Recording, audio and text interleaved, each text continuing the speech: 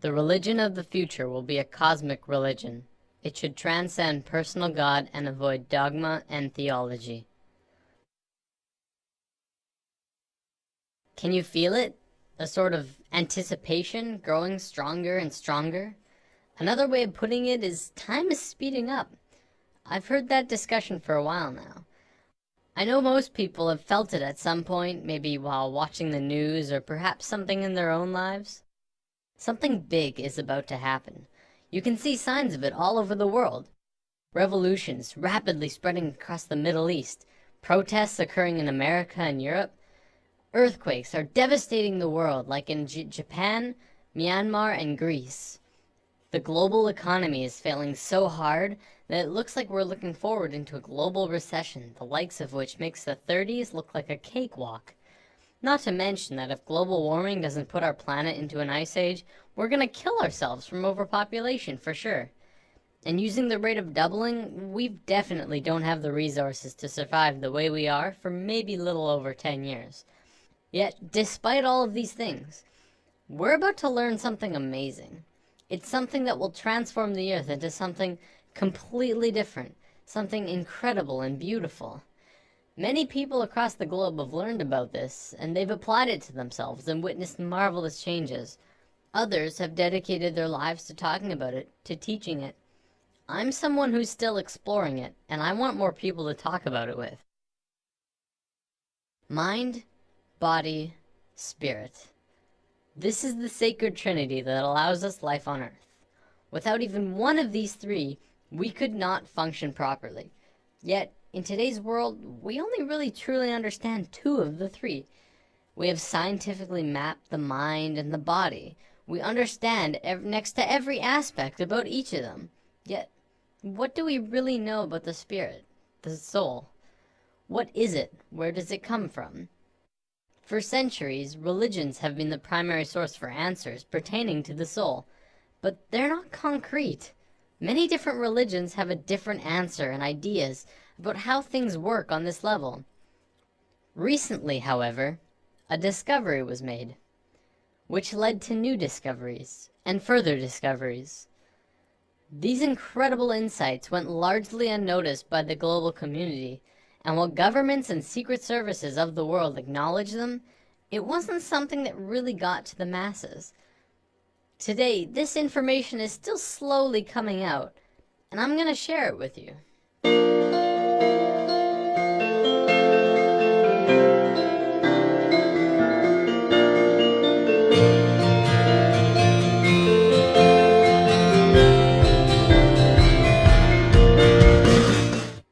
In the world of science, what do we really know about thoughts? We know we can measure them. By hooking up scanners, you can measure the frequency that are emitted when you think them. They're measurable, yet there isn't anywhere specific in the brain that holds them. Is it possible that you create your thoughts outside your mind? Maybe not. But is it possible that you create your thoughts into the external world from your mind? This is what we're going to talk about today. Have you ever had a moment where you knew exactly what someone else was going to say, about 2 or 3 seconds before they even started talking? Do you have a shared connection between a loved one or a pet, where you can always tell exactly how the other is feeling, or what they're thinking of, even if they're not really around? Have you ever met someone that you really got bad vibes from, and your intuition turned out right? We've all had experiences like these at least a few times, some many more than others. There are even a few people who can kind of tap into this experience quite easily. I believe one of the terms for it is psychic. Let's say for the sake of discussion that when you think of something, anything, it appears right in front of you. No, not physically, but let's say it appears in a different realm that's in and around all of us. We'll just assume for now that it's not something that we're consciously aware of, and it's something that we're going to discuss later on. For now, let's just call it the thought realm. When you're doing something, you start by thinking about it. Whether you're building a pool in your backyard or making a sandwich, you have to have thought of it first. Even the subconscious thoughts for things like walking and breathing. This shouldn't be anything new to us. We think of things before we do them. even if it's a split second before them. This is just how we function, and our physical actions match the thoughts that we've created. You might say that you move through your thoughts, turning non-physical ideas into physical actions. When an inventor gets an idea, this idea can quickly spread throughout all of his colleagues and friends. Ideas and thoughts are spreadable. Multiple people can hold on to the same idea at once, allowing them to grow and develop further. In this scenario, don't think of thoughts as separate, but as a whole that everyone is latching onto. Of course, because we can't physically see this realm of thoughts, we can't tell exactly what the original idea was. Only the interpretation that they describe using functions like speech and body language, as well as our own intuition, which is how thoughts connect to each other. Because of this, we add a bit of our own creation to the mix, our own spice, while still working towards the same common goal. A social gathering is another good example of this at work too. People gathering together because they share the same ideas, thoughts, and emotions as the rest of the people there. An example could be a college course on architecture. People interested in architecture would attend the course because they share the same interests mentally. This shouldn't be anything mind-blowing. It's our day-to-day lives, just from a different perspective. Even if you're using something that someone else made, you're still creating this experience for yourself. You manifested that iPad or house or whatever into your experiences. So with thoughts connecting with other thoughts comes our first big realization. This new understanding of how intertwined we truly are. We are not only connected in the physical realm, but in a mental and spiritual way as well. Up until recently, humankind has always understood simply that they were connected only through their physical being. We assumed that the conscious experience, as well as all of the thinking, was totally 100% isolated from the rest of everyone else. The fact is, we're not. We are so connected with each other, it's almost impossible to believe. Think about almost every creature on Earth. What do we really know about the bond that connects them? Geese are able to travel long distances, switching who flies in front like clockwork. Many fish swim in large schools, and we know that they don't have a form of verbal communication. Our pets are able to communicate with each other without speaking, yet it's like they know what each other are feeling and connect in a very amazing personal way. Almost every observable creature on Earth has this connection with at least their own species, if not others. We as humans are the next step in life, but that doesn't mean we don't have this connection. What's to say we're not also connected to each other in this way? We've been out of touch with ourselves for an incredibly long time now, and we are growing increasingly disharmonic. Now, thoughts being created are just the tip of the iceberg. The real interesting part comes when you look at emotions. Emotions are much more powerful than thoughts. Emotions pull on you. They control your actions. They guide you throughout your life.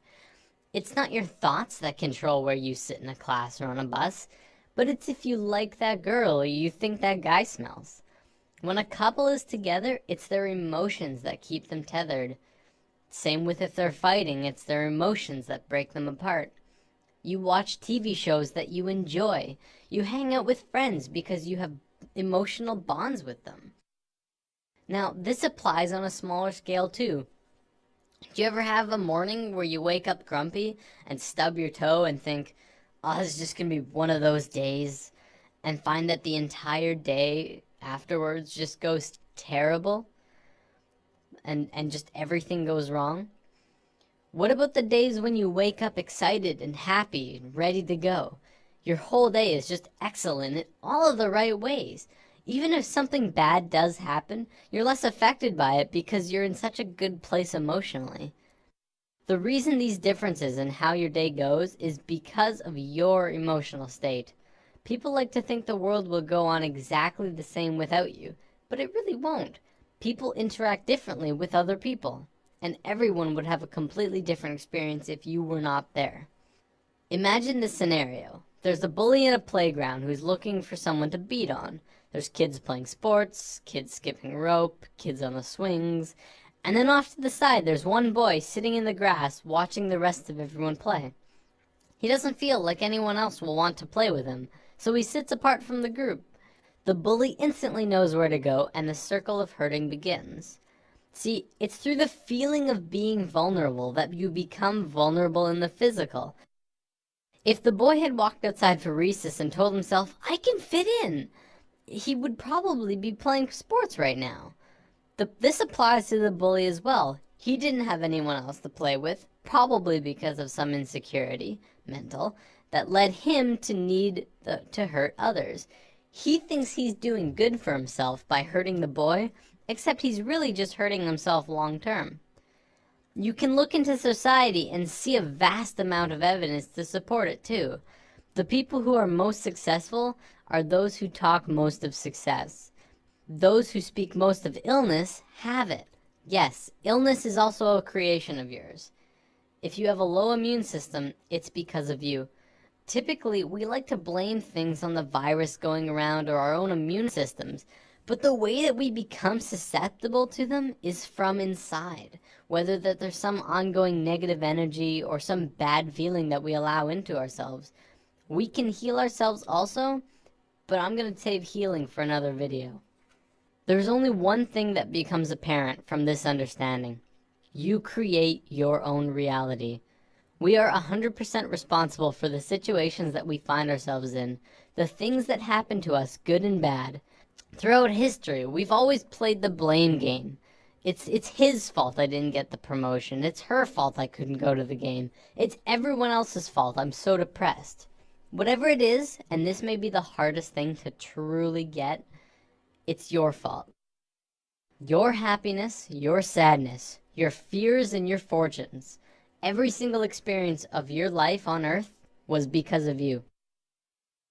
Many of us have heard of this thing called the law of attraction, which talks about something similar to this, but talks more about evidence and not much about this thought realm. Over the entire world, people have written in to tell of their amazing stories, where they really focused on having what they wanted, and got it through miracles and coincidences. This is but a small piece in the vast ocean of the internal world that I'll be talking about.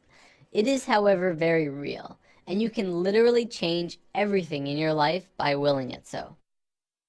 I know this from personal experience, and it's not hard to find others who have too. One continuous argument I hear from people who deny this law of attraction is, you don't just think things and change everything by sitting on your ass. To which I reply, exactly. You never stop moving. Just change your mindset and continue on with your life. Create your emotions in your mind, then move into them physically. Don't let your emotions control you. Pull your thoughts into the physical realm. What can you do to change things? Just treat yourself. You don't have to have a crazy life-changing experience from this new understanding. Just buy that treat you wanted. Take that extra time in the morning to make yourself look pretty. Spend the extra $50 on those new clothes. If you're really upset, maybe you should buy that car. Do things for yourself that you know will put yourself in a good mood. Bring yourself up internally, then externally. You will not regret it. I want to bring up one more thing before I run out of time. There was a scientist in Japan a few years back who made an incredible discovery, but one that also went largely unnoticed or recognized by the global scientific community. Dr. Masaru Emoto discovered that by putting words on a side of a glass of water and freezing the water, you could change how the water would freeze into crystals. On a jar that said, "I love you," this is how the water crystal froze. On a jar that said, "You make me sick, I want to kill you," it froze like this. If thoughts can do that to water, just imagine what thoughts can do to us. Well, looks like I'm about out of time for today. Before I go, I want to leave you with words to sit on. For anyone who is looking for direction right now. You can have, do, or be anything you want. Namaste. Thanks for listening. Nothing you can do that can't be done. Nothing you can sing that can't be sung. Nothing you can say, but you can learn how to play the game.